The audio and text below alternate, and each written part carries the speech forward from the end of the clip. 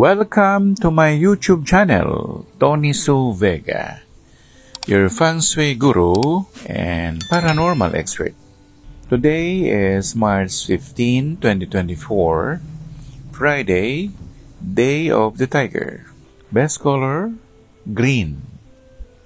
All shades of green. Activities, singing, playing the keyboard, the piano, strumming the guitar, humming, composing a song. So, sa araw na ito ng Biyernes, 15 ng Marso 2024, araw ng Tigre, ang pinakamagandang kulay ay luntian o berde at lahat ng mga kauri nito.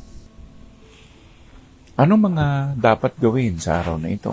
Kumanta, mag-keyboard, mag-gitara, o pag-aayos ng mga instrumento kagaya ng apina para sa gitara at lahat ng mga na may kinalaman sa hangin.